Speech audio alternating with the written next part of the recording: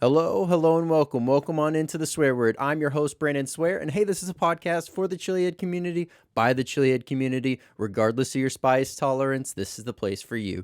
Man, up here tonight, we have an amazing episode on deck. We have two sauces ready to go for Hot or Not, an amazing guest from the UK, locked and loaded, and we're going to be diving into all the great ways that he got started and where he's headed next.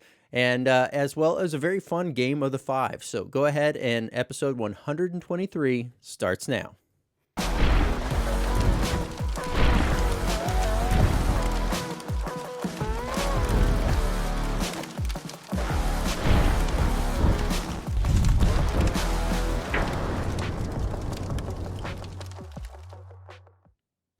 What's going on, Swear Nation? So glad to have everyone here. Whether you're tuning in on YouTube, Spotify, Rumble, Apple Podcast, thank you so much for being here and making the show what it is. Continue to share this out with other like-minded chiliheads or individuals that are just curious about the world of hot, because this is where you can find everything to do with the world of hot. Now, up tonight, we have two sauces on deck for Hot or Not. These are both from Purple Tongue Hot Sauce. See the full breakdown and the official scorecard over on Hot or Not. And then we have a very amazing guest. We have ChilliChump here as our guest tonight. We're going to be learning about, how he got started, the inspiration behind why these experiments, etc., are so pivotal to the overall growth of his channel, as well as we have a very fun game of the five. So if you would have answered any of these questions different than Shaun did, let us know in the comments what you would have answered different. Looking forward to that one, but let's do this. Let's go ahead and jump on over to Hot or Not.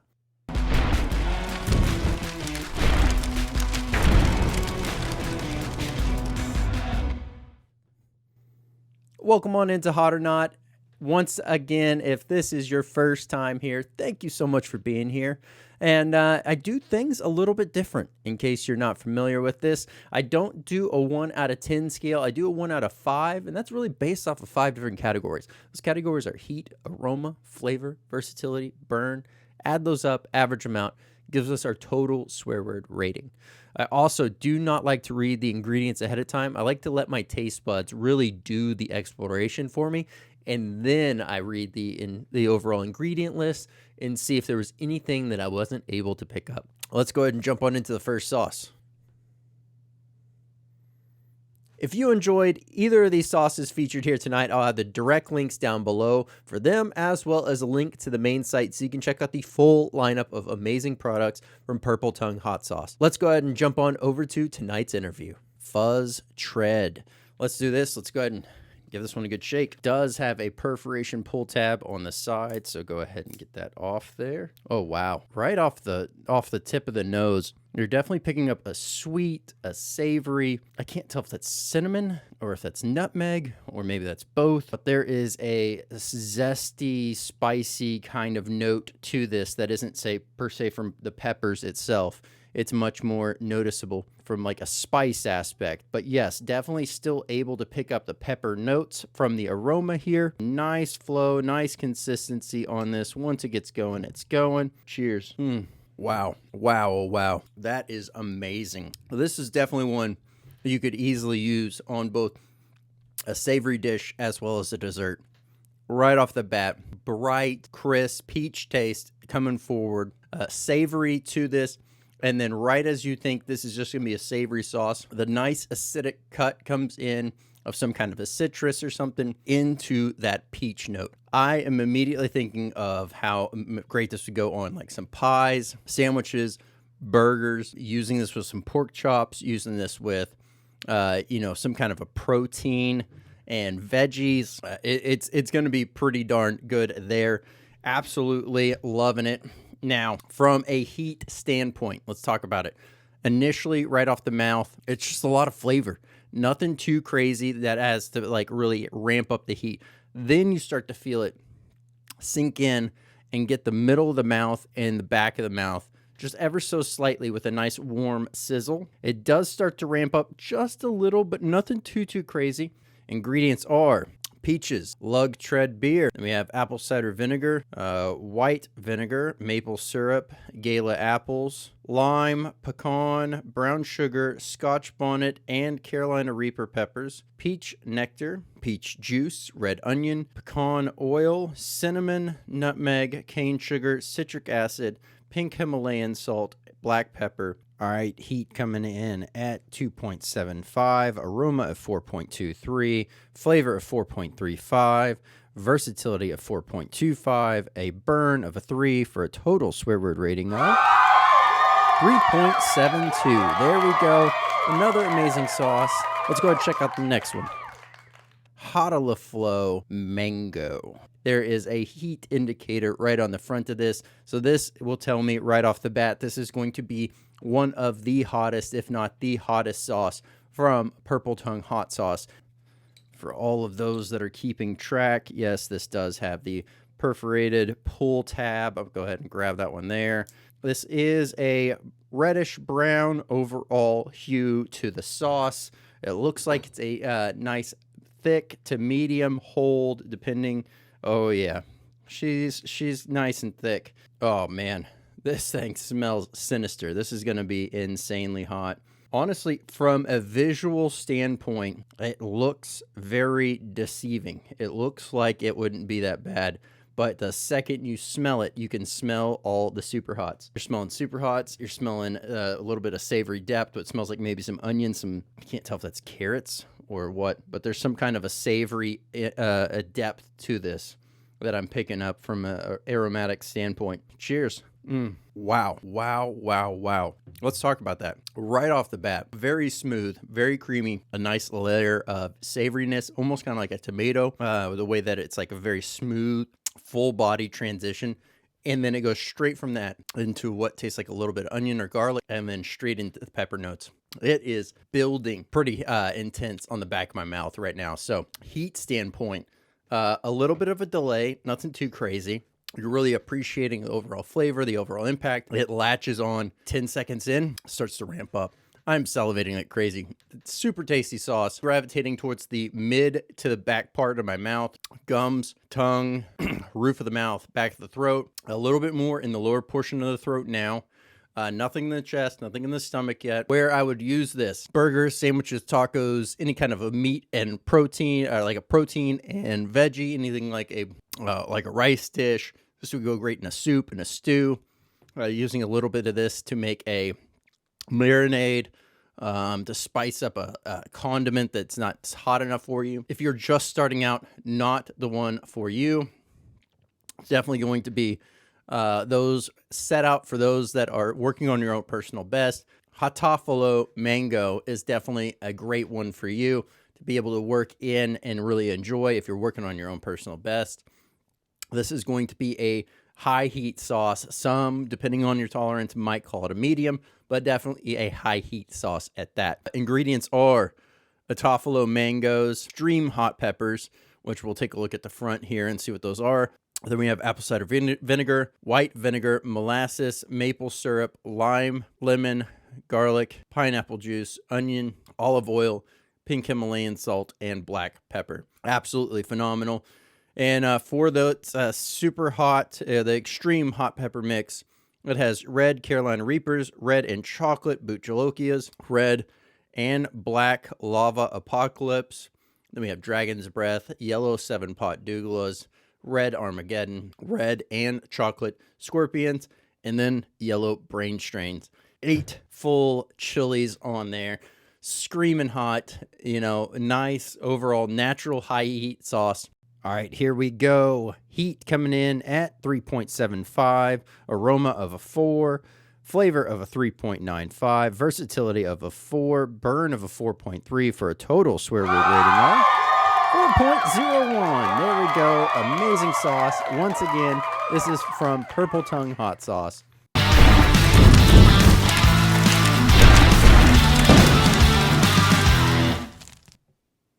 Hey, Shaun, how's it going? Brandon, very well, thank you. And yourself? Doing great. Glad to have you here. It's a little bit surreal because I've ended up catching your videos about 2018 and kind of was, avidly turned on to keeping up with your grows, checking out the different updates and everything that you've had going on. So honored to have you here. It's a pleasure, and I'm really sorry you had to go through my 2018 stuff because, man, as you know, we get better at these things as we go on. Even just being able to present back then was a whole different story. It wasn't to the level it is now, but we all have to live and learn and come from somewhere, I guess. Yeah, well, the beauty of it and the true like enjoyment I felt like was really being able to uh, you're living that experience with you as opposed to it's like everyone's already just got everything done. It's like all right, there you go. And it's easier to talk through it than to walk through it, and you were walking through it and talking through it at the same time. So Well, that's the thing. You've actually got my entire Chile journey pretty much documented from the start. I've moved house 3 times since I started. Eventually to where we are now, which is a lovely spot. I'm sure we'll talk about that in a bit. But you've seen me grow as a creator, as a grower, as a business person. You've seen that all evolve, which is quite interesting. But yeah, I still can't watch back my old content. no, well, fair enough, fair enough. There's quite a few times where I'll do something and I'm like, I know this is not. I know I'm the only one that's really giving myself a hard time right now about that. And honestly, it was really those some of those first few, and even I guess even if I were to do one again, like today, it would probably be about the same. But anytime I do a solo episode, it always feels a little bit weird because obviously you have no one to bounce things off of. Your talking cadence end up speeding up a little bit because you're just trying to make sure you don't forget the next thing. And for me, I noticed that a lot. So I'm sure that probably has some effect is that whole initial jitters of, talking to the camera and trying to remember exactly what you're trying to say when you need to say it. So, yeah. Well, you've done 500 episodes now. You seem quite comfortable. So, you know, it all comes with practice. Honestly, there's no special magic to this. Too, there's a lot of people out there that are trying to start YouTube channels or already have them, and they keep asking. They contact me like, "How do you grow your channel? How do you get it bigger?" I don't know. It just comes, but you just got to be persistent. You've got to be genuine, and the more you practice, the better you'll get at it. Yep. So that's from my perspective. I think the growth on my channel. It's not even a question you're asked, but the growth of my channel has come literally by accident, I guess. But also just people are they associate themselves well with genuine passion, I think, and that's something I think is going to become more and more important as time goes on. I mean, when we look at the whole AI piece, Yep. you've made a lot of podcasts, and I'm sure have come across some of the AI podcasts that are out there, and it's like there's no soul behind it. So Yep. I don't know why people are doing it, but hey, Yep. Yeah, yeah, absolutely. I actually had that similar conversation with someone the other day. They love the idea of they have a pod. Well, it's kind of a podcast. It's more of a podcast than it's a video walkthrough channel. And that's solely because he doesn't show his face and he's just constantly. You may see his hands from time to time, but he's mostly showing his screen. And we had kind of a similar conversation, oddly enough, about the whole AI coming in and like, hey, if you feel uncomfortable, just use the AI. I was like, but in all actuality, if you're able to make that connection, that's going to mean so much more in next to no time because here soon we're going to see so many 3D or AI rendered, like very realistic. I said 3D, but it meant very realistic features in everything on screen that it's going to start to get hard to really understand which ones are people versus just AI systems. But you'll be able to tell based on the inflections on the way that they're talking, the cadence, and as you're saying, their genuine soul will pour out through that content. yeah. You mentioned the person just showing their hands, and I get why. I hate being on camera. I know it might sound weird. I've made 400 or whatever many videos, and I'm on camera in every single one of them almost. I'd rather not be, but I also know that you can't connect with your audience if you're not. Absolutely. It's really difficult. You can, and there are some channels out there that are doing that, but you know, you just got to push yourself to do it, and that also helps a lot. But yeah, I'm excited. I work in the tech industry. I'm excited about where AI is and what it's doing, but I'm also scared as hell for it. Yeah. And from the tech perspective, but also from the creator perspective, Yeah. it's changing everything. Yeah. How do you know what's real? You're saying you could tell by the inflections and things like that in what is being said. That's not so true anymore. Yeah. There's some very realistic sounding voices out there, and Absolutely. but the passion, the consistency, and that sort of thing, that's what is going to be lacking. You're gonna know if you watch 3 or 4 videos. Wait, something's a little bit off here. Yeah, yeah. No, absolutely, 100%. I can see that. And yeah, I guess the inflection points and things like that are kind of a thing of, I mean, even just a few months ago, it seems like because of how fast everything grows. But yeah, no, ultimately, uh, I could definitely continue talking about that, but I know everyone's initial thought is, and those that I'm sure there's going to be tons that are watching that already know exactly your journey and what you've had going on. But for those that this is their first time really getting to know you, one thing I always like to lead off with, it's really kind of the only set question that I ever ask is kind of what got you into the world of hot, so like eating spicy food, and then what was that moment that for you that you said, hey, you know what? I'm going to create my own channel off of this. So it actually went the other way around. So there's 3 beginnings for me. I think the first one is back in 2006. There was this excitement around the world's hottest chili, and it was the first chili to exceed 1 million Scoville, at least one that was measured over 1 million Scoville, and that was the Butjalokia, or the ghost pepper.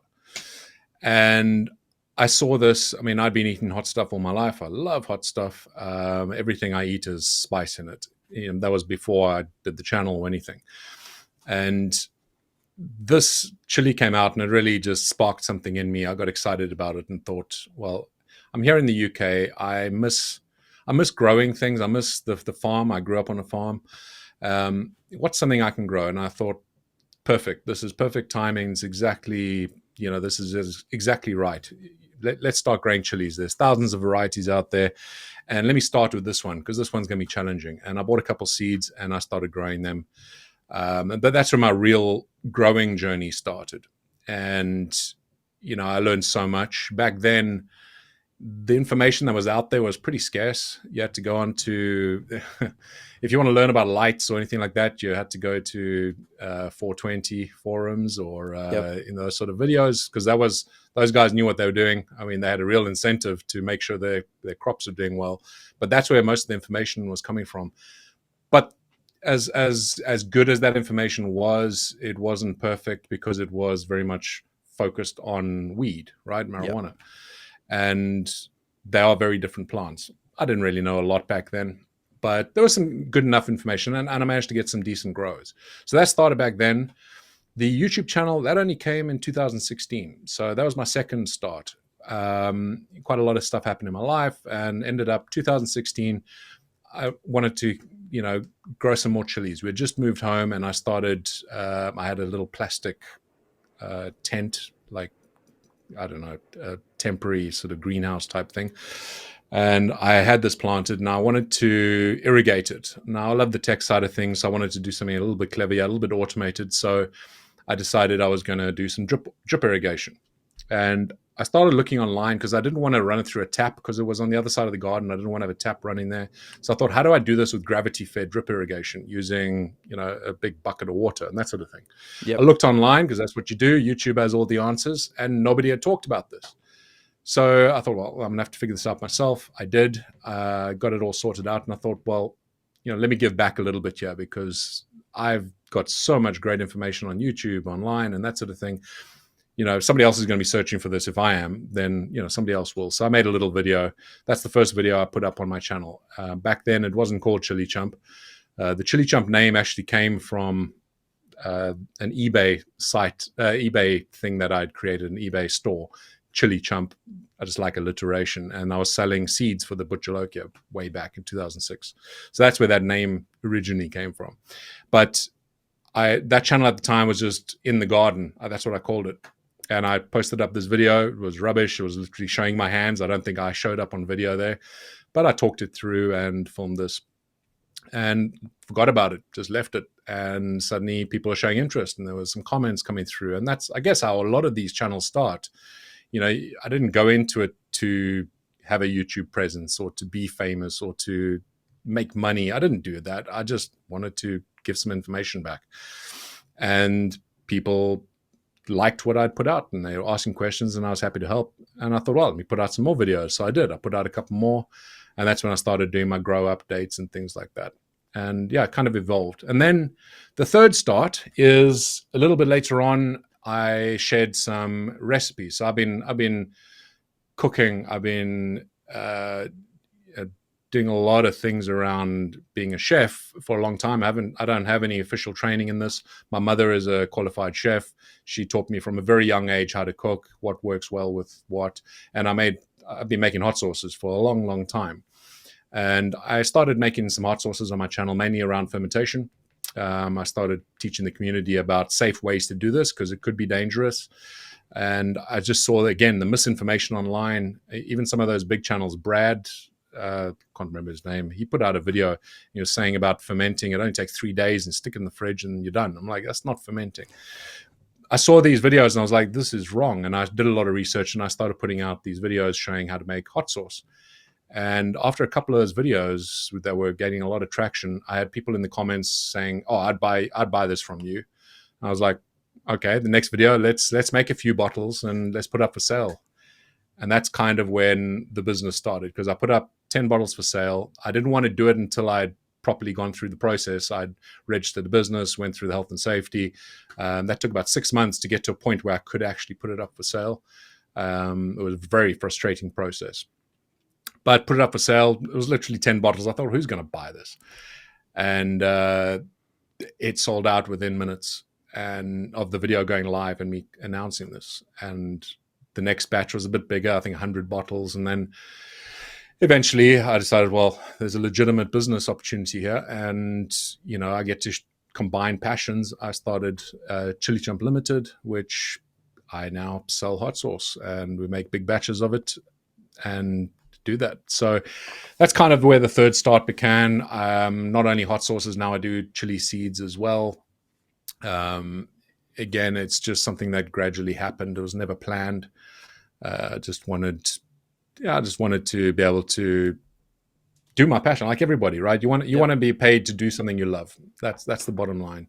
And I'm trying to do that. It's not the easiest, especially when you don't want to sit there and price gouge people, right? Yeah. I mean, this is not a cheap hobby to have. It's not cheap to produce, especially with Superhot chilies, right? It's you need to grow a lot of plants and a lot of chilies and have a very long season here in the UK. It's like 8-9 months before I get a proper harvest. So I've spent that entire time.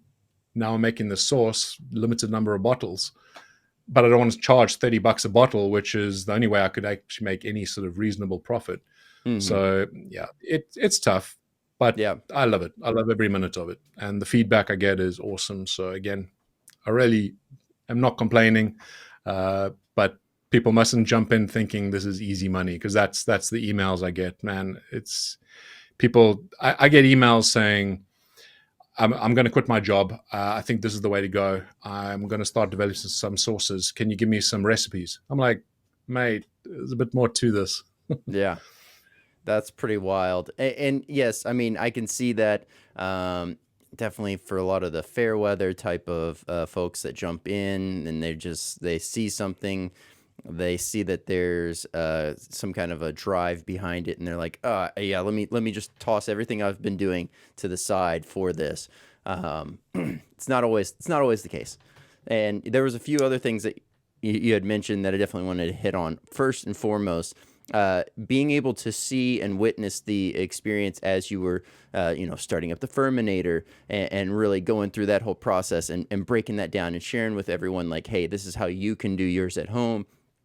It was very cool to see. And then, yes, I remember you made, gosh, I'm trying to recall. Was it your brother or it was a certain family member that you had brought along to try out some of those original bottles of hot sauce, and it was like a buffalo wing sauce that y'all were headed after, I believe, if memory serves me.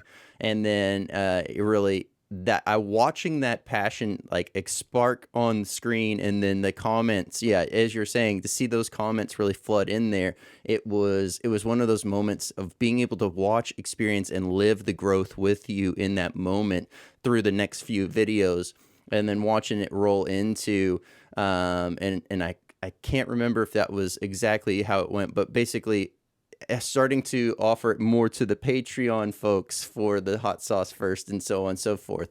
I was just like, man, he's Well, he's it was keeping up with tough. it in a very strategic way, which is smart because demand was just insane.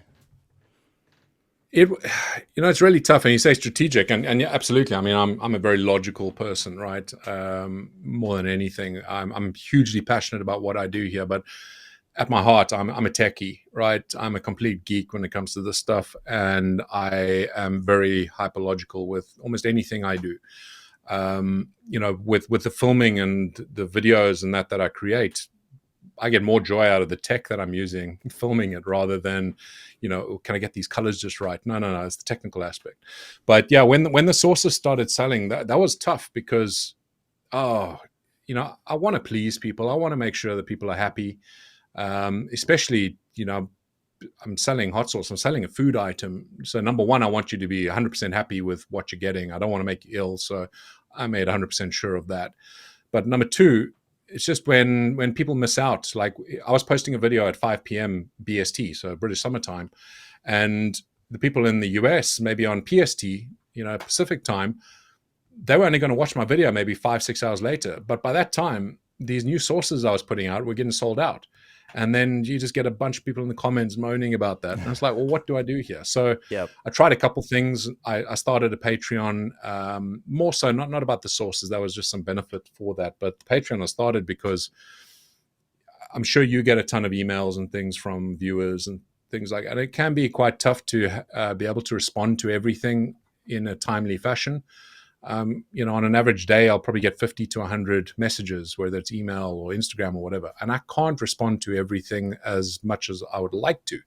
So I started Patreon so that, listen, even if you come in at the $1 tier, it's just at least come in and just, it gives me an easier way to be able to respond to these things. I still respond to everyone else as well as much as I can, but it just, it separated the people that were just trolling or people that weren't really interested in the answers you're going to give. They just want you to reaffirm what they're saying, or they literally trying to get you to promote their source or something like that. So Yeah. it kind of helped with that.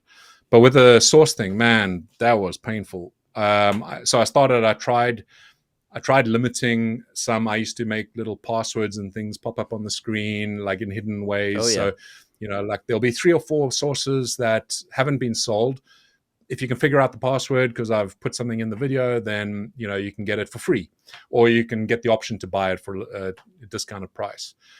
And then I tried once and never again. I put it on eBay and just said, whatever price you want it to go for, and let it run. Oh, actually, no, I put it on my site. I used an auction plugin, and I let it go. And I just felt so bad. There were 3 bottles. The first one went for about $180.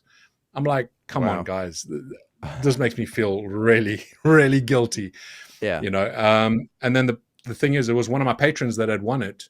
And he said, oh, don't send it to me. I've got enough. Just, give it away on your next live stream. I'm like, as much as that's lovely, and I have the loveliest patrons, believe me, I am so fortunate, but I still just feel guilty. That's still money. That's real money. And, Yeah. I stopped doing that because of that situation. It just got out of hand because there were 3 bottles and all 3 went for about 150 to 180. And Wow. people still complained. I had somebody in the comments saying, "Oh, I don't have time for this. Just set a price, and then and there you go, and then I'll pay the price. Just make it more expensive so people that can afford it can buy it." So that's kind of why I did the auction thing. Yeah. And then he never said another word afterwards because the auction set the price and he didn't pay it. He Yeah. did bid up to about 40 quid. Oh. But anyway, Yeah. there's No, lots of that's fun in games. I try and avoid getting into those situations these days. yeah, that's pretty wild to think too, because it's like yes, absolutely 100%.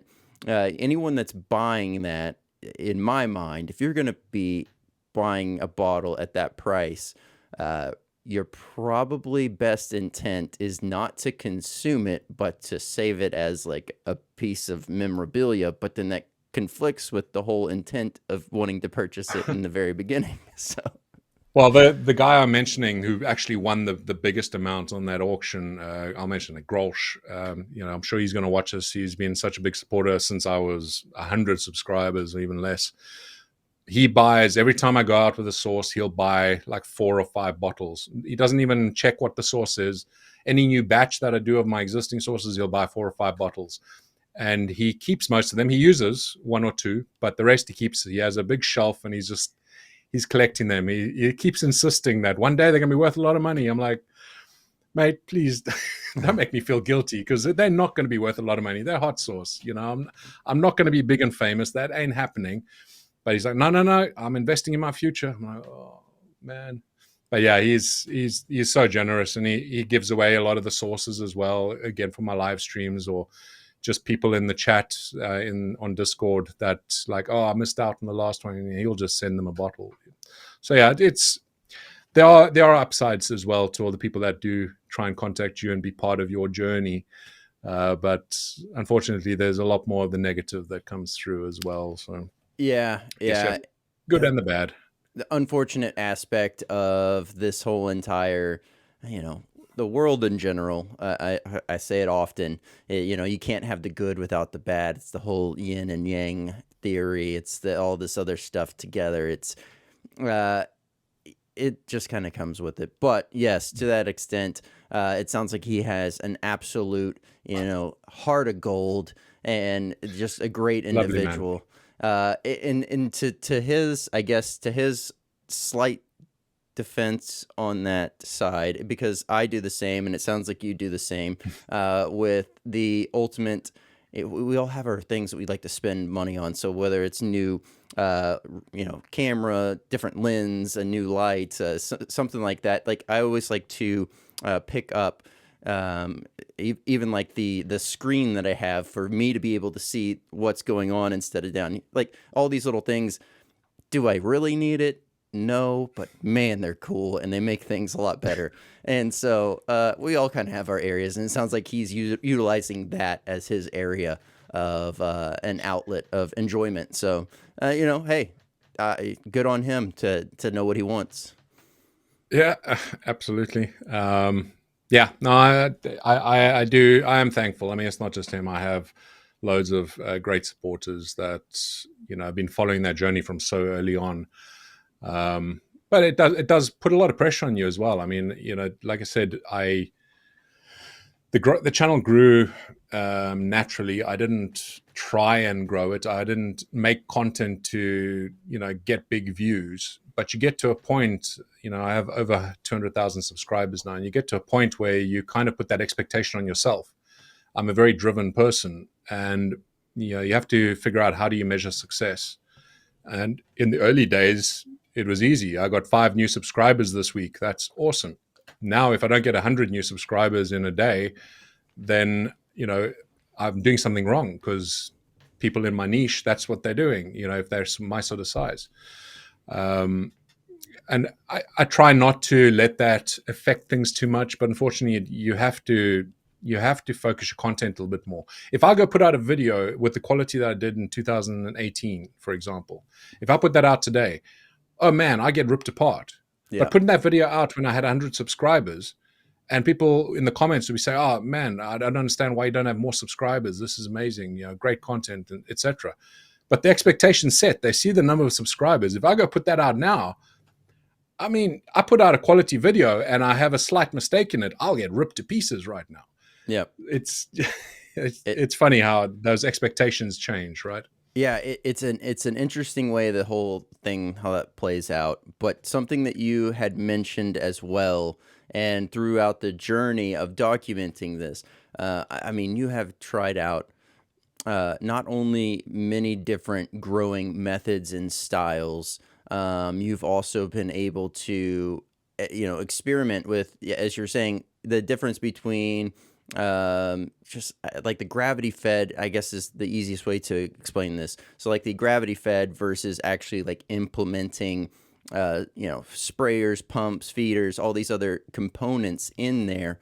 Throughout that journey, as you've gone along, have you started to find out? I mean, obviously, you probably have your own personal preferences on these as well, but have you found that there's been certain methods that you've heard a lot about that just really don't seem to weigh out at the end of the day once you've implemented it?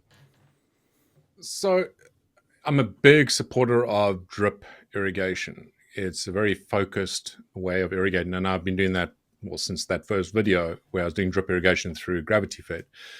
Um, I still do it today. It's just a little bit more high tech. I've built out some systems that help me control this, but there are pumps now involved and all that sort of thing. So I can really be hyper specific with how I, emit the water. I know exactly how much is going out and that sort of thing. There are plenty other methods there. I think it's more in the hydroponic space. I'm busy doing a series at the moment where I'm comparing different hydroponic methods, particularly for chili growing, but also for other things as well. So I'm calling that Hydro Wars. And there are some methods of hydroponics that just don't make sense that a lot of people are really excited about. And that's one thing that I have my thoughts on it.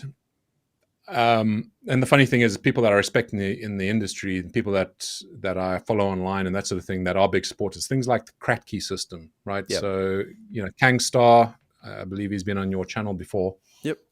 Massive respect for him. I love the man. And he, however, is a big supporter of Kratky. Traditional Kratky method is very different to what people are actually doing with Kratky right now. Now, so traditional Kratky works well for, if you're growing a short season plant, something like a lettuce, which is, takes 60 days or, 45 days, and you can get yourself a fully grown lettuce. That makes sense for Kratky because you basically set and forget. You put it in the container, and the roots, while they drink up the water, they're going to create an air gap on top, and that allows the difference between being able to get the nutrients and also the amount of air that's available at the top. Now, there's two problems with that.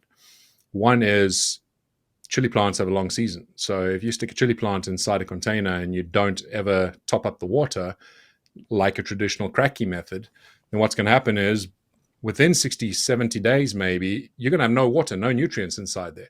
Secondly, it's going to be using up a ton of nutrients. And if you go too heavy on the nutrients in the beginning, it's going to burn the roots. The plant's not going to like it. It's not going to be able to absorb those nutrients. Yep. But if you monitor any hydroponic system, I do Ebb and Flood and a few others right now, DWC, you monitor those nutrients. You measure the EC in the beginning of the week and the end of the week during peak growing season. I mean, you can drop 1.5 EC. So if I'm starting at 2.2 or 2.4 EC, I'm down at 1 by the end of the week when it's peak growing season. So That's 1 week. Now imagine what's doing in the Kratky system. And secondly, the air root's great, but now you've got just a little bit of root sitting at the bottom that it's absorbing this. So most people, when they're doing Kratky, it's not actual Kratky. They're topping it up and they keep it topped up, which is kind of like DWC, but Without then the just pump. do DWC. Yeah. I mean, because then you eliminate the idea or lack there of the oxygen being implemented. Because if you're always topping up, you're only going to have that little bit of oxygen root, but then you're going to add more water, which then is going to basically start to suffocate the plant because a root that had then transitioned to be more of an air root is now going to be back to being drowned if you're not staying on top of it. That's my problem. Yeah, that's well put. That's exactly my problem with it. Those air routes they're built now to absorb the air. Now you go and top it up, and it's like, whoa, what's going on now? And also the fact is the liquid that you're adding in there, what's happening is it has a limited amount of oxygen within it. So the plant is like, oh, happy oxygen in this nutrient. It's going to grab it, but within 8 hours, 12 hours, that oxygen is depleted, which is how DWC works. I just think there are better methods. While you can use crack key, traditional crack key is great for veg, right? If you're looking at lettuce and things like that, fantastic. And I love it. I wish there were more passive systems like that, because it's a pain in the backside to keep monitoring for the air, the bubblers and things like that, which is one of the problems I'm having with the DWC. The bubblers keep popping off the bloody pipes, so I have to keep adjusting, which is why I like ebb and flood. Ebb and flood is probably it's the easiest system to run when it comes to long season plants. It's just so easy to maintain, and you can do it so cheaply. The pumps you can use, you can use any pumps you want. You don't need anything specific. When you're doing drip irrigation, like if you are doing drip hydroponics, where it's drained to waste, so they'll just keep dripping into could be rock wool or whatever like that. That a lot of commercial guys do that, but you have to have a pump that's going to put out a specific PSI, so that can be quite expensive. The pump I use is not a cheap pump. I spend a bit of money on it, but I'm doing this commercially. I can kind of justify it. But if you're doing this from home, there are some pumps you can use that you can get away with the 2 PSI or whatever it is that you need for the emitters. But any cheap pumps that you buy, the Chinese ones, those things are like 100, 200 PSI. They're going to blow the emitters off. And there's not enough flow either. So if you put a lot of emitters on, it's not going to work. Whereas ebb and flood, if you're going to do hydroponics that way, you can go get a bilge pump, which costs like $7 on Amazon. And they pump like 1,300 gallons per minute or per hour or whatever it is. And that's all you need. You can buy a couple of those, run it off 12 volts. You can even run it off a battery and some, solar panels, and there you go. So I just think there are better ways of doing things. And that's part of the reason for this series, right? I get to play with cool toys. I get to play with and this year I'm doing NFT, DWC, and my ebb and flood system, or ebb and drain.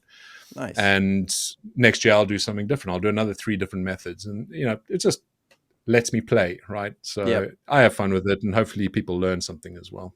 Yeah, there's still so much I want to jump into on that, but I do want to talk about something that I think is super cool and very fun that you've been able to accomplish with the channel, and all those that are watching can kind of really be able to grow alongside you, which is the way that you're able to clearly define kind of like you walk through your process. Hey, here's the seeds that I'm looking at. Here's the ones that I'm going to grow. And then you give everyone kind of a heads up. So if they want to grow those same peppers along with you, and you also have had competitions out of this as well, and that level of connection is so fun and so cool to see. And yeah, I love it. You've been able to do that, but during that time frame, has there ever been out of all the different competition grows or anything of that nature, have you ever had someone send you photos, or have you seen someone else's grow that has just absolutely blown your mind as to what they were able to accomplish? So many, so many. So with the growing along thing, I do something called the ChilliChump seed kit each year, which is 6 varieties I choose that I curate. I've already planned it for this year, what I'll be putting out for 2026. The 2025 seed pack I had already organized last year, because obviously I have to grow the plants and get the seeds for it. But that is awesome. There's 6 varieties, they're different species and different heat levels and that sort of thing.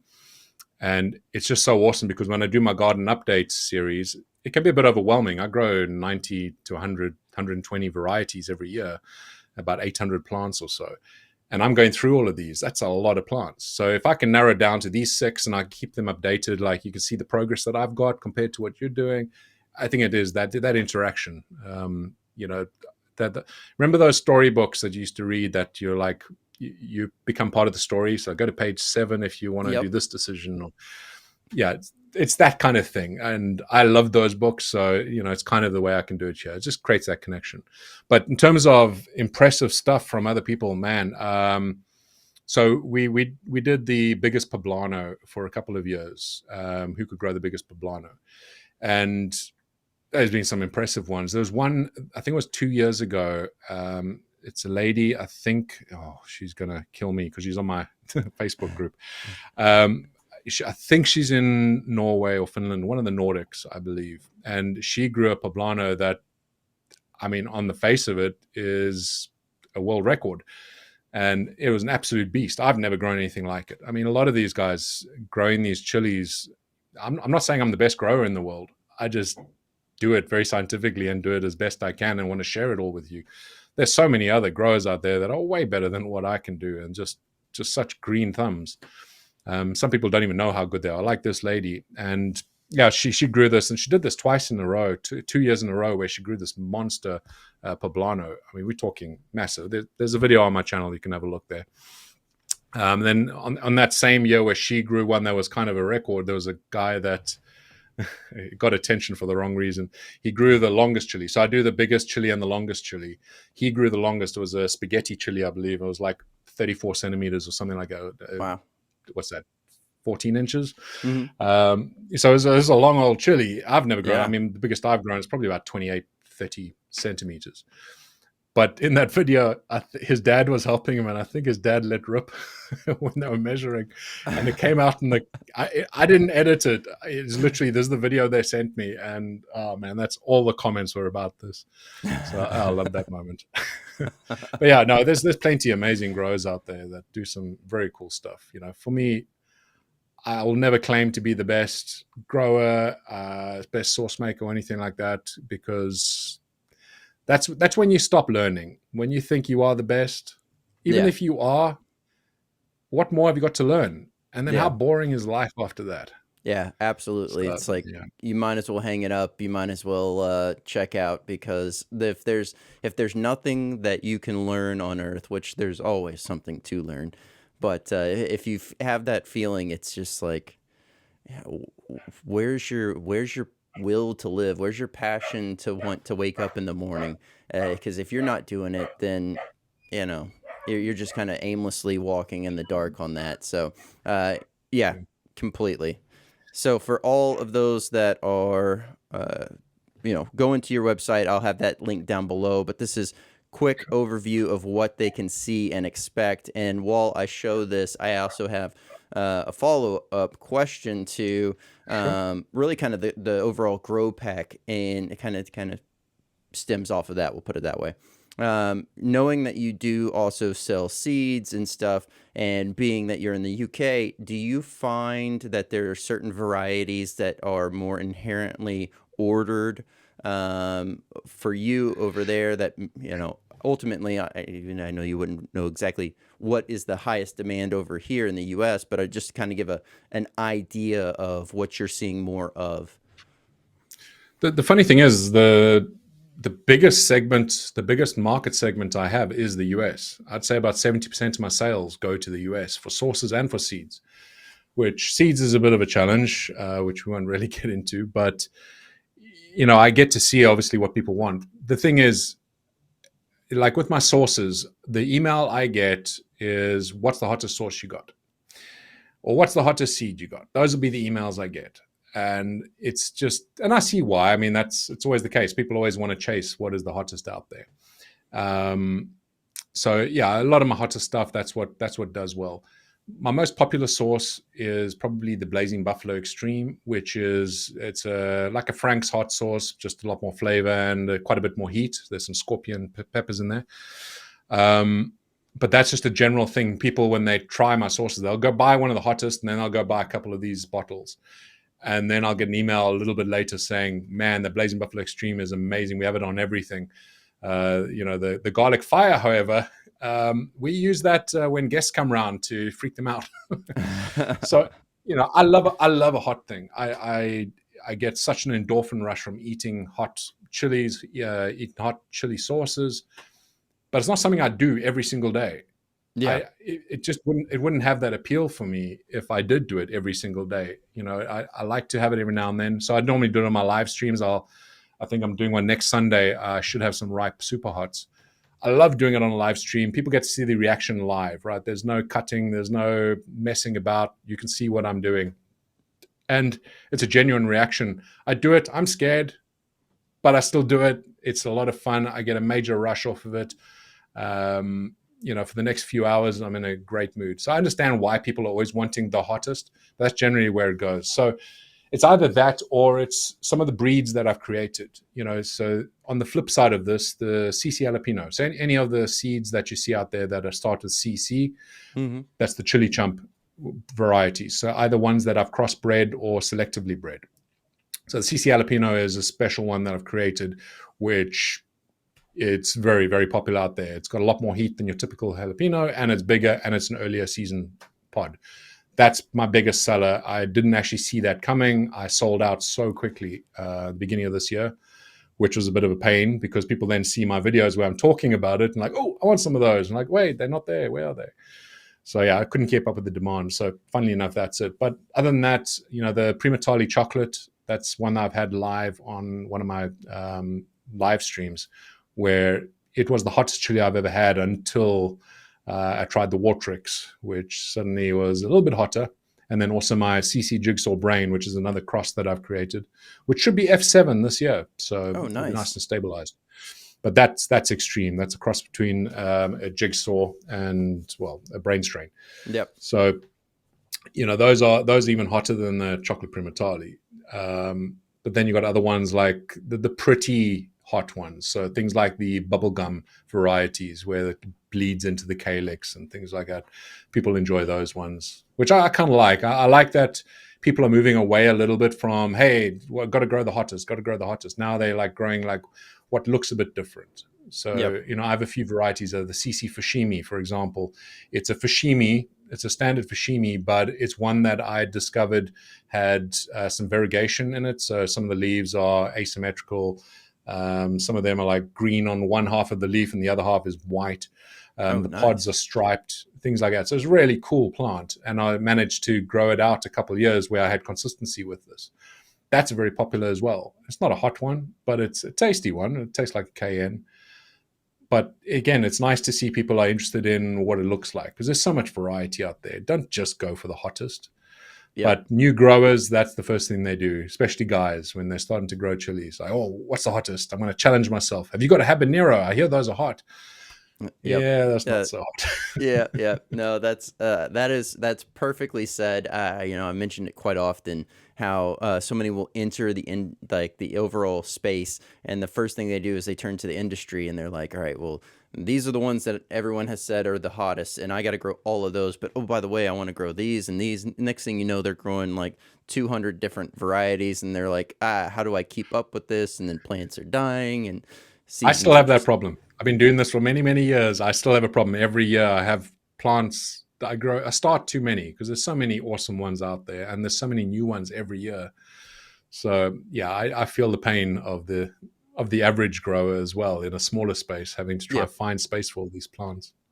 Yeah, it's and not to say, because you're very well known for your love for the peri peri pepper, and so ultimately, as that's kind of come around to, do you see more people coming to you for peri peri peppers as far as seeds? For my specific variety, so peri peri, it's so weird because people have in their mind what is a peri peri, right? Because they think of Nando's and peri peri chicken and certain types, but peri peri literally is, I think it's Swahili for chili. That's all it means. So it's not a specific variety. The variety I have is actually a Zimbabwean bird's eye. That's where it started. And then I did some crossing and I got it to a point where I kept the flavor, kept the heat, but made them a bit bigger, because the problem you have with peri peri, they can be quite small. They're like pecans or pequin, I don't know how you pronounce that.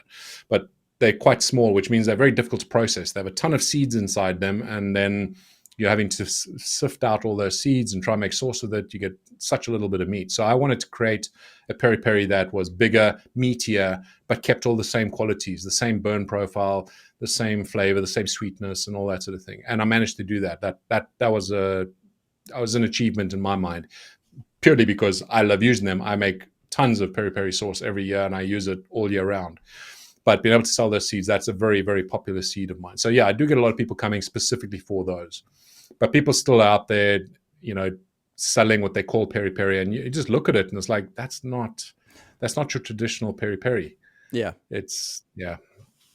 So It's yeah, always. I get a lot of people just asking for them and asking for details about it because they don't quite understand the entomology of it or anything like that.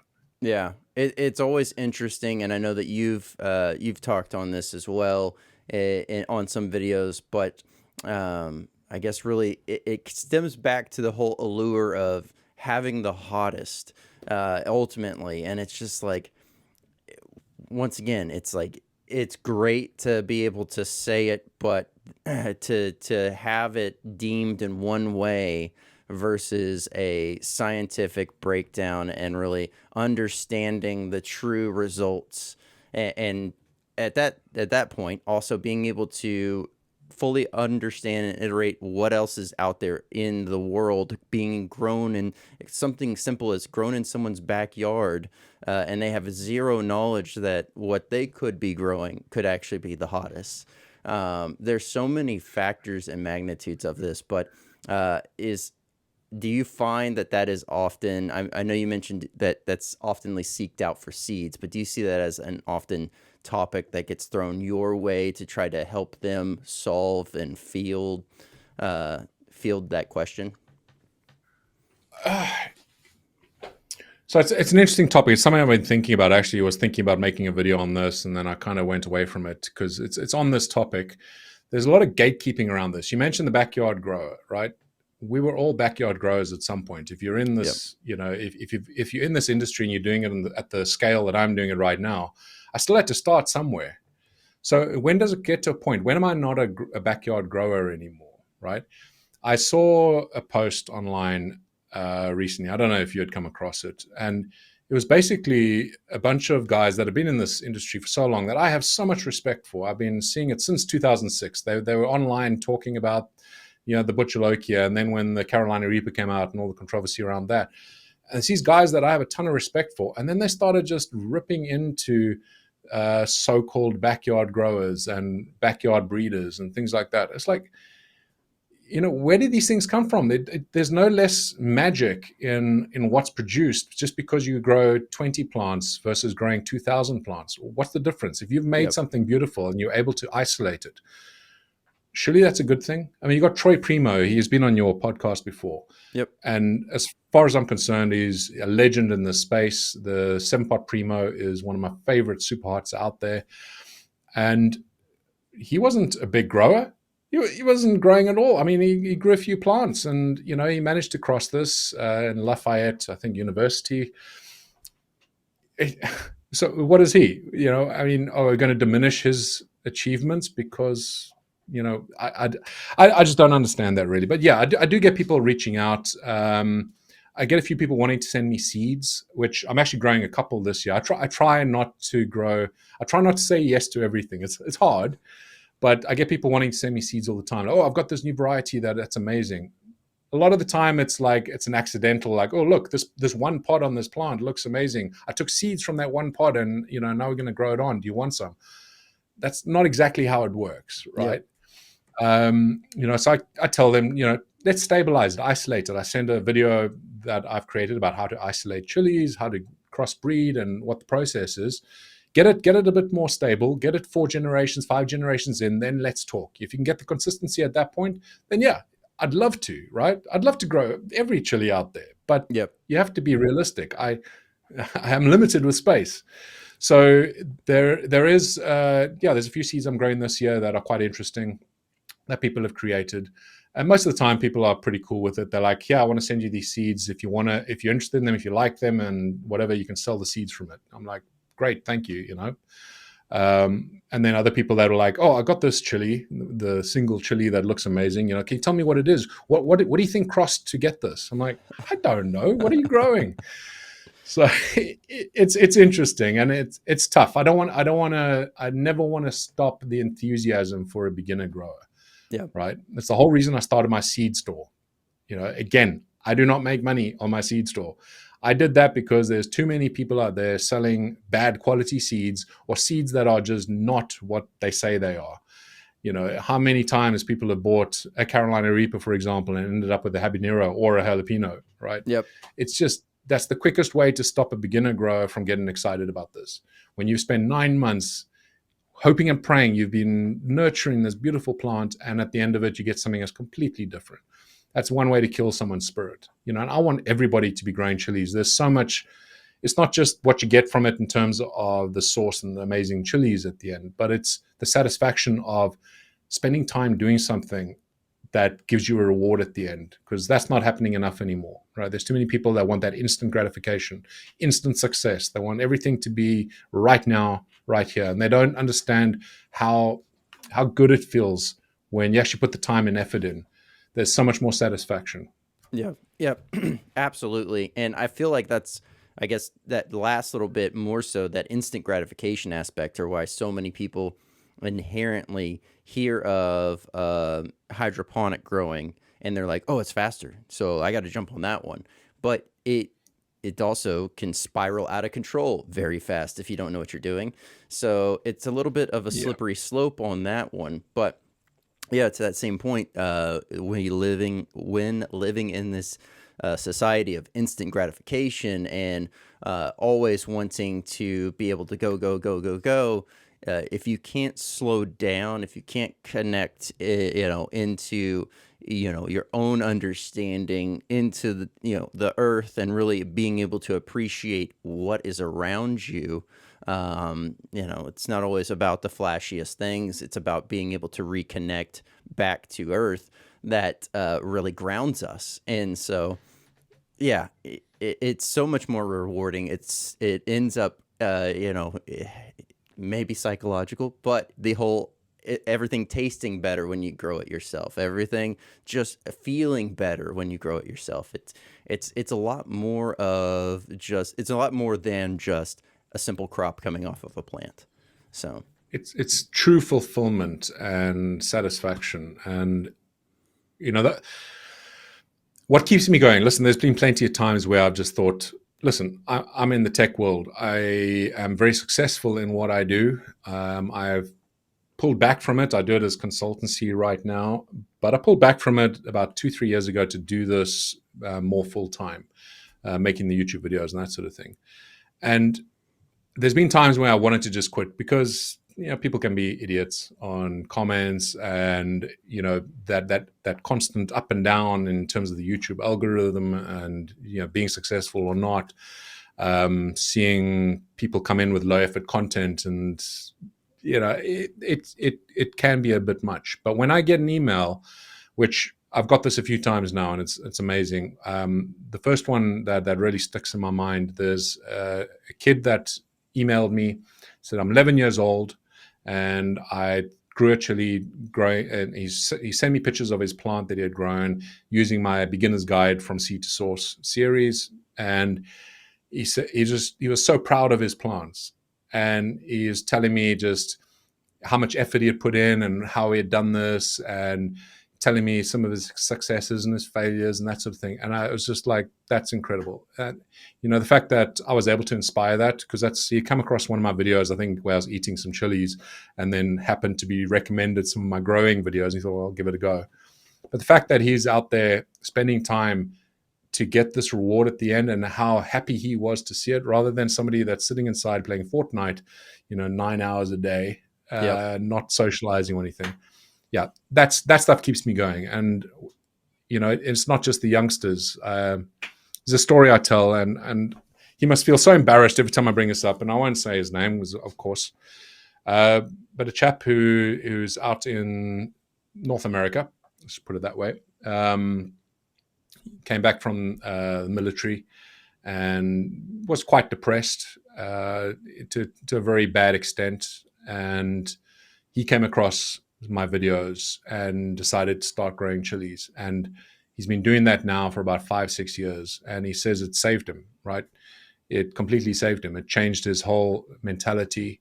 He suddenly had something that he could focus his energies on. It gave him true fulfillment, and his family got him back, basically. He's married with kids.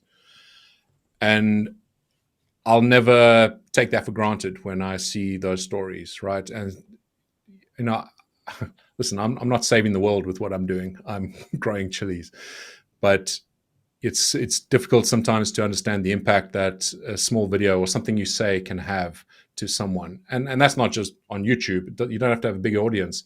It can be anyone in your daily life, right? It could be your siblings. It could be your friend. A little positive word, a bit of encouragement, a bit of a compliment, a bit of love. It means more than you could ever imagine to a lot of people. And yeah, that stuff keeps me going, and I'll keep on making videos for as long as I can. You know, I'm not entirely fussed about the views. That is what it is. You know, hopefully the channel keeps growing, but at the same time, you know, the few people that are enjoying it, that just means everything. Yeah, absolutely. And to be able to make that positive effect and have it just cascade and ripple out, because your impact on that individual then is a positive impact on their family, which then, you know, let's say they have 3-4 people that are in their family. Now those 3 or 4 people have a nice positive love radiating out of them, even more so than before. And it just continues to cascade. And that's the beauty of it all. And yes, to what you're saying, at the end of the day, it is all about your personal journey, your personal love and passion as the real motivation and drive. And knowing that you're causing that positive impact is the absolute icing on the top of the cake, because it is, it does, it refuels the tanks to keep you going. So absolutely. It's kind of weird. I mean, it's just the way my mind works. And I did talk about this on a live stream recently. I haven't put out a lot of source content for about a year or so. I mean, I did put out a few videos last year, making some sources and things like that. And it's just funny how my mind works. That's all I ever get asked for. So when I was putting out source videos, and then there'd be a growing video that came, then everybody's in the comments saying, "Oh, I don't want to watch this. Why are you putting out this? Show me another source video." And it's like, I don't know, it's just the way my mind works. I'm like, well, screw you, I'll put up more garden videos. You know, it's a tough one, but you know, the people that watch my garden videos tend to get a bit more fulfillment out of it. Watching the source videos is more the entertainment side. And of course I want to entertain, and I'm going to put out more source videos, but there has to be a mix. I don't know. You got to find what you're passionate about. You know, and it's difficult to be passionate about something when people are just having that huge expectation. You know, I don't do this because people have expectations. I do this because I love what I do. Yeah. Well, you have on your hot sauce, you know, videos in general, the level of cool gadgetry was always appealing to me. The stirring, having the capability of the self-stirring, I was like mind blown by that. I mean, I guess I had seen something similar to that in passing, but I didn't think about using it for that application. And then, you know, you got the Ferminator, you got the Smokinator. Smokinator was very cool, and I absolutely R2D2 Smokinator. Yeah, that one inspired me, and I was like, should I? And I was like, no, I've had this smoker for far too long. I'm not gonna go build another one. Yeah, I ended up having to just live through that experience of the video, but it got me thinking on that. But it's just, I think it's the level of, and not to say that you don't do this with your growing, but you definitely add new ways, new angles, areas that the average grower that was, you know, initially tuning in for your growing videos, then to catch a bit of motivation and aha of like other areas that they could be focusing in. And so I think that might have some crossover as to the interest aspect. And like you've just said there, you know, coming up with those gadgets and that, I love doing that. I just love trying to come up with solutions for problems that maybe haven't been thought of. the stir plate thing that you're talking about. I just wanted to build a nice stir plate. I mean, I've been using that in some scientific stuff I was doing, and I thought, wait, this would be great. I can agitate the sauce because I need to agitate the sauce for a long period of time without having a mixer sitting in the top, which then exposes it to air. So by doing this, I could have a sealed environment and have it run for 3 weeks, and I'm not going to have problems with bacteria and that. But yeah, that video got very popular. But I was just having fun. It was an excuse for me to play around with some cool gadgets. So Yeah. yeah, no, it's always a lot of fun. No, absolutely. Well, let's do this. Let's jump on over to the game real quick.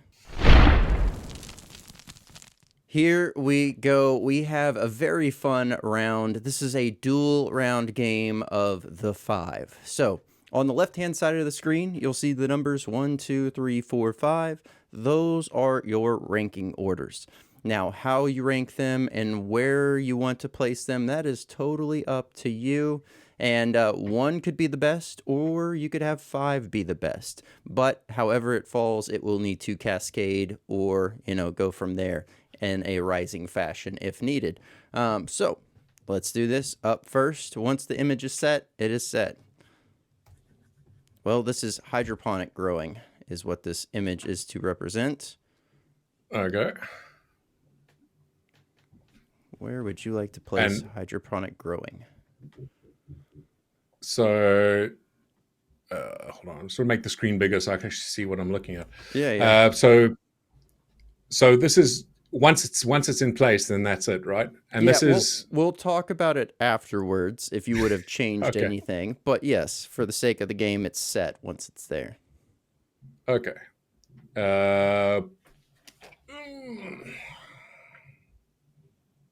Let's put it at number 4. All right, number 4 it is. Simple enough.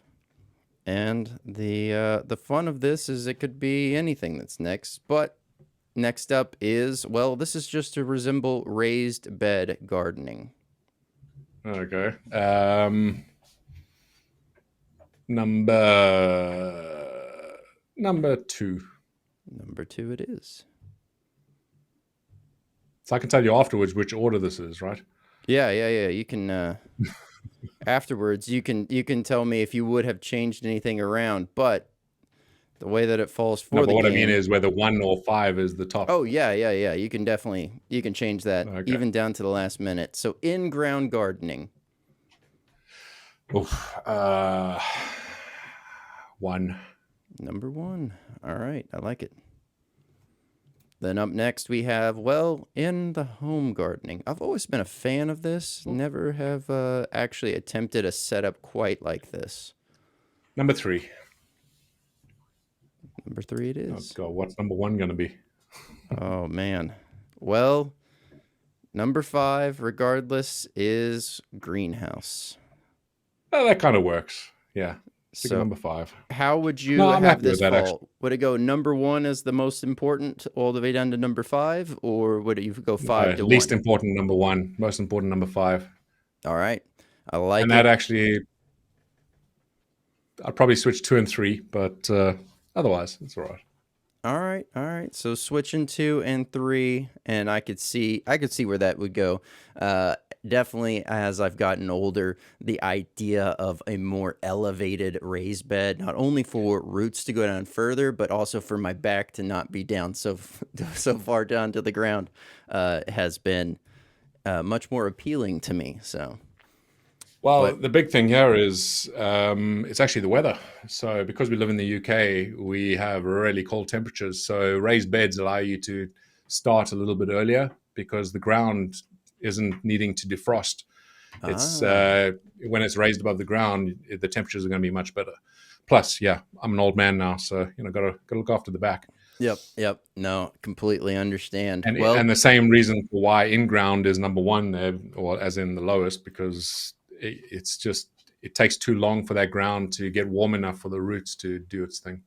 Absolutely. And there's oftentimes a lot more extensive manual work, we'll put it that way, of prepping the ground and keeping it clean, keeping it garden ready. Yeah. All right. Well, here we go. Round number 2. First up, we have the Dragon's Breath pepper. I thought that was 7-pot habanero for a sec. Dragon's Breath. Oh. And I can have any reason for why I'm choosing where these go, right? Absolutely. Okay. Put that number 2 because I'm guessing there's going to be something else coming up. All right. Well, we have the 7-pot Dougala. Yeah, that's an interesting one. Let's do number 3. All right. Number 3 it is. And up next, we have the Ghost Pepper. Number 5. Number 5 it is. Let me get it fit in there. Boom. All right. The next one here, we have the Scotch Bonnet. If the next one after this is what I think it might be, then we've got problems. That's going to be number 1. All right. I really don't like Scotch bonnets. All right. And number 4 is the Peri Peri. Oh, that would have gone number 5. I go number 4. That's fine. Well, now, but I guess actually here. Honestly, I wouldn't change things around. I love the Peri Peri, but what's got me probably started with the real ignition of passion was the Butchalokia, the ghost pepper. So I think it makes sense for it to be number 1. Scotch Bonnet, I just really don't like the flavor. Dragon's Breath, I might have put a bit higher up. I'm trying to like the Scotch Bonnet. I'm trying to make some sauces that I'd actually enjoy, but it's just, there's something to it that I just don't like. The Dragon's Breath, I think it's just another one of those things that happens quite frequently where people make these big claims about something. Yep. It wasn't a new chili. It was an accidental, not even accidental cross. I think it was just a rename of something. And then it just hit the press and suddenly everybody's raving about this thing. And then there was some stupid claims of, oh man almost died from eating a Dragon's Breath. I mean, that article's still out there. It's just silly. Yeah, I don't understand how that article can continue to live on in the way that it does. But yes, I agree. I've eaten quite a few different Dragon's Breaths. While they're hot, I would not say they are in that realm of the hottest, if you will. Not even to be in that contenders realm. I would say it's more of a brain strain type of heat level. It's hot. Yeah. Yeah, it definitely is hot. I mean, I've got an entertaining video of it. I managed to get my next door neighbors involved to try out the Dragon's Breath that I'd grown that year. And the video actually got picked up by a Japanese game show. They contacted me to buy the rights to be able to show it. It was hilarious. My next door neighbor didn't realize how wide the camera's angle was, and he was in so much pain. He got on the floor and was crawling away, but it was all on camera. It was rather good. Oh, that's hilarious. That is real funny. You know, we talked about this in a recent podcast episode, but the something that I've noticed there's that joy factor, that humor from the real shocking, wild people at adverse reaction type of scenario, right? But it's kind of a double-edged sword in the sense that so many that are coming into the space or may not have any real knowledge of it, and they see someone panic and freak out and crawl away, they may go, yeah, I don't think I want to do that anymore. And so they may deter away from the overall spicy community as a whole, but there's a lot of fun to the other side of it as well. So I don't know how to best navigate those waters, but it's almost as if we need like an inner circle video sharing of people's like freak out moments, more so than having that be the main thing that a lot of people that don't have much knowledge of it see. I think, not telling people to go watch my stuff, but when you see me doing it on a live stream, no matter what I'm doing, whether it's on a live stream or if I'm doing a hot sauce tasting or something like that, I'll give my honest reaction. I'll never be over the top. I know that's more entertaining. I know I'll get tons of views, but what's the point, right? You see the genuine reaction, and believe me, there's a lot of pain there, and it can be entertaining to watch because you've got a grown man crying, but you get to see the after effect as well. You get to see the joy. I mean, the smile on my face after I've done that is, it's totally genuine, and it's like you've got such a buzz going on. But yeah, I've seen a lot of videos where people just overreact massively, just for entertainment factor. Yeah. And then on the flip side, there are people that genuinely just, oh my God, what the hell was that? Yep. So Yeah. yeah, It is interesting, and it is very much that case. Yeah, I feel like it's much more true and telling that if my reaction is what it is, then that's it. I often will get those comments too of like, well, you need to have a little bit more energy about that, and it's like, well, I'm just telling you, I'm literally breaking down the pepper or the product, and it's like, yeah, it's hot, but is it making me fall out of this chair? Am I dying? No, I'm not going to add to that magnitude of something that's not actually being experienced. So I think that's really where it's staying true to it is much more to tie back to the AI thing from early on. It's like it's much more realistic. It's much more expectations. Not to say that everyone oversells it, but you don't have to do that. well, it's the quickest way to lose trust in your audience if you're going to fake it. How Yep. do they trust what you're going to do next? I Yep. mean, it's the same thing with me. I've eaten some stupid things on the channel. I mean, it literally is like 10 minutes of me just not being able to talk properly, which is entertaining in itself because I'm running the live stream. Normally my wife is sitting behind me back there, but she's not going to take over from me. She just sits there laughing at me and then answering all the comments. But it's a genuine reaction, and at least then you can judge it. When I do say, hey, this is the hottest chili, you can tell whether or not I'm lying or not. Yep. So yeah, it's what I would suggest if anyone is going to try, like you're saying, people that are getting into this, don't go straight to the hottest thing in the world. Even now, if I eat a peri peri on its own right now, that's still hot. I mean, I'm not going to have the reaction I have with the Superhots, but believe me, that's going to burn. Build your tolerance up a little bit. Get yourself to a point where Scotch bonnet doesn't really hurt too much, where it's like, oh, there's some pain there, but we can get through it. Okay. Because then you set the expectations, because that's the biggest thing. If you're coming in with something like a dragon's breath and you've never had anything close to that, it's going to freak you out when you do have it. But if you have an expectation, this is how it's going to go, at least you can calm down. In 10 minutes, that pain in your mouth is going to go away. You might have to deal with some other pain down below, but for now, your mouth is going to be okay in 10 minutes or so. Yep. Then it's a lot easier to manage it. You're not going to panic, and it'll be a lot better for you. So just build up that tolerance. Absolutely. I was going to say ask for a nugget of knowledge, but I think that was actually the perfect nugget of knowledge for those that are jumping in to the space to just not get burned out. And also that plays into the whole aspect of longevity. If you're one that wants to continuously try to do different challenges or try these different spicy products from, all over, staying with your pacing, keeping that tolerance and working your way up is going to be a lot more consistent as far as what you're able to achieve long term than some of those that just jump in and they're like going straight for the kill, right? So definitely keeping it that way. So do you do the eating competitions? So I've done a pepper competition, and the one that's in Dallas I did this last year. This year I'm debating if I'm going back. I got a family wedding that's supposed to happen on the same day. So I'm like, what do I do? What do I do? So still on the fence on that one, but yeah. And I've done a lot of like the local, spicy food challenges around here.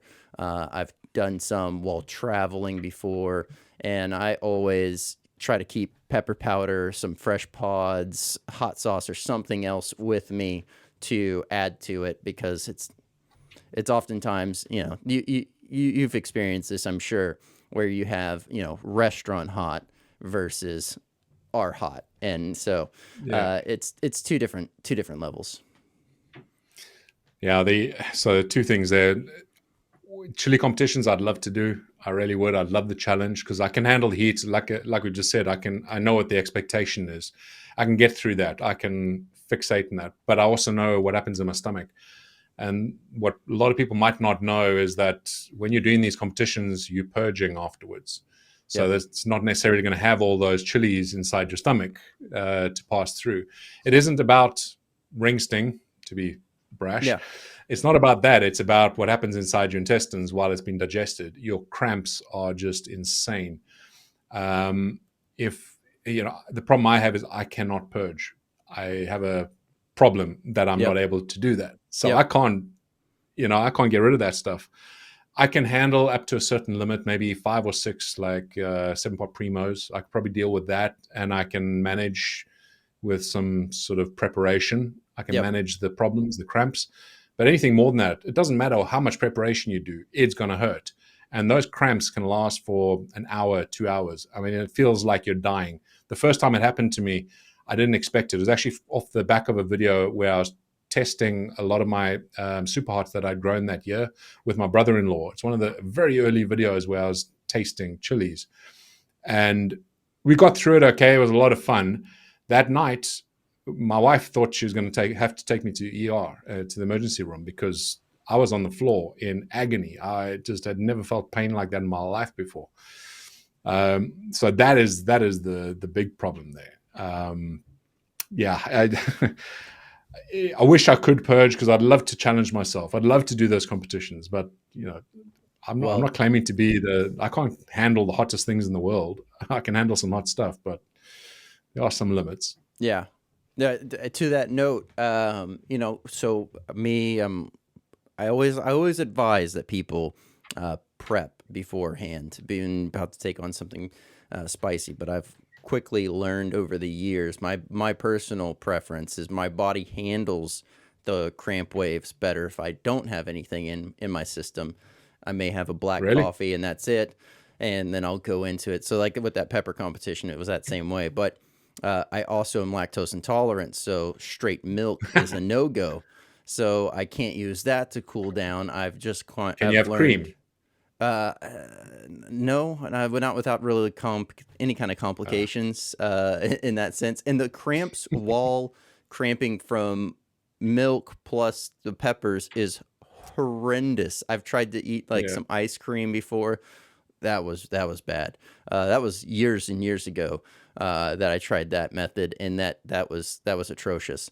But the thing that I found out is, because I too I'm not one to want to boot, so I have complications with that. The thing that I found out that's working best for that scenario, especially on that pepper competition, is I love kombucha. So I brought a 32 ounce or something like a 28 ounce, 32 ounce, a large thing, and just cracked it open because I was hanging around talking for probably about, I don't know, 20, 30 minutes. And then I was like, I probably need to get this stuff out. How am I going to do this? Well, I just slammed it down, and I just started doing jumping jacks next to a tree. And as that's fizzing in my stomach and the cramps are starting to kick up, it sealed the deal. It made it happen. But if you're ever needing to and you have that around, I would recommend trying that method. Plus, I felt perfectly fine like 25 minutes after that. No issues. Well, my brother-in-law was doing that chili eating with me, and he doesn't eat hot stuff. So, literally, when we go to Nando's, he has lemon and herb. He doesn't do any heat whatsoever. So that people love watching him eat these things because he battles. But he managed to purge straight after we had done this. He never had a problem after that. Because my wife called him, "Are you okay?" Because she thought something was wrong with the chilies or something. And he was like, "No, I'm fine." But if you ever want to learn about your digestive system and how it works and how long things take to get through, have a Superhot chili, because you can literally feel it. You know where it is in your system. Oh, yeah. I can feel exactly where it is when I'm digesting, because that's the pain. It's it digesting through your system. And because there's so many oils in that, your intestines are absorbing that. And that's what's causing the cramps. And honestly, it's like, yep, now it's there. Oh, now it's on the other side now, and you can feel it. It was quite fascinating if it didn't hurt so much. But yeah, that's always exactly what I end up saying. Definitely when the topic isn't even on spicy food, but they're like, "Oh, I feel like I take so long to digest this food." I'm like, I guarantee you, your body does not take that long to digest food. you just feel that way, but that is not the case. I was like, eat something spicy. You'll know exactly how long it takes from ingestion all the way to it exiting. And so, yeah, And you also realize how good your digestive system is, because if you are getting ring sting, painful butt, yep, then you know you're not digesting your food properly. I've never had that in my life before. yep, So, I know when it stops digesting, like when it's finished doing what it needs to do. I mean, this is a hell of a topic for this, but you can feel when it stops, like, no, okay, we're done now. But yep, normally that's like an hour and a half, 2 hours or so. And it's yep. just, not Yeah, fun. the main times that I've ever had that complication is while consuming a lot of tincture. I think the last time was I did a so basically a Trident bottle dump of tinctures. So I took 3 full tinctures, turned them all up, and then went at the same time. Oh, And that I got out what I thought was the majority of it, but it was like a few hours later. So my body had already started to process it. And then that's whenever I was like, there's the ring sting. So, well, there's a it'll limit to happen. what you can, how much you can digest, I guess. True, true. And how concentrated it is as well. So, yeah, that was some pretty hot stuff that I had taken down that day. So, yeah, I mean, it's not to say that you won't ever experience it. It is definitely kind of a part of the process, but that too will not be a problem as you get more accustomed to things. So, Again, it's the expectation. Like I said, the first time it happened to me, I was a bit. I mean, my wife was more panicked than I was. I knew pretty much why it was happening. It's just I'd never experienced that pain before, and you can kind of panic a little bit. But if you have that expectation, if you know what's coming, it's a little bit easier to handle. yeah, But yeah. don't go straight into it because you will freak out. You'll think there's something wrong. Absolutely. Absolutely. I remember my first time getting an endorphin dump and my whole body just vibrating, feeling my nose and ears vibrating. I was like thoroughly confused. I was borderline kind of freaking out, but the endorphins were kicking, so I was fine. But I was like, this is just this weird body sensation that I've never experienced before. And that was some of the worst cramps that I can recall to date. And that was just simply because of not having a clear understanding or expectations of what I was getting into. That was, I think, 2018, if I remember correctly. 2018, 2019, something like that, whenever that happened. And golly, that was a wild ride, absolutely. But 6 or 7 hours worth of cramps on cold tile. Oh, So, that's not fun. yep, nope, not at all. And it didn't help that I went on a lovely walk around the park, the trails over here by my home with my wife, because she didn't believe to the extent. Well, she was also kind of rubbing in my face of, you're foolish for have doing what you had done. So let's go on a 2 mile walk. And that was like right after the challenge. And so, Oof. yeah, it was rough. Mm-mm. Yeah. I always end up on a cold floor. That seems to help a little bit. Yeah. Lying without a shirt on, lying on a cold like kitchen floor or bathroom floor. It seems to help a little bit. Takes some of the attention away. I've heard of people wrapping ice packs, like cooler packs, on their stomach and back.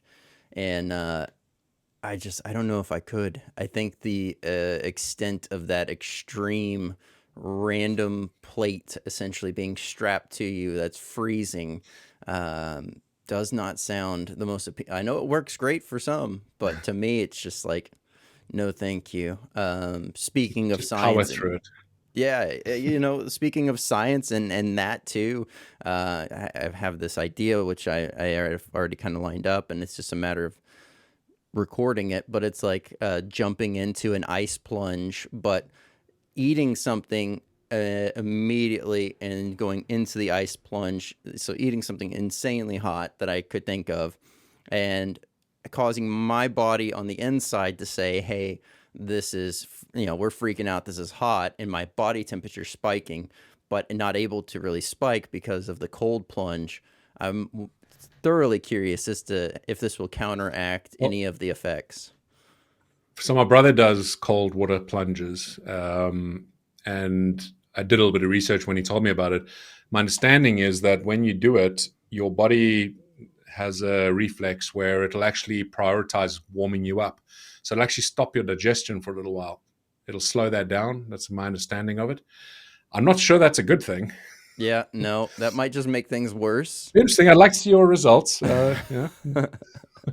Well, I'll make sure to let you know whenever that rolls out. I was supposed to do it this last November, and just there's a whole bunch of stuff going on family wise, so I was trying to prioritize that first and foremost. But it is now back on the list of things to do.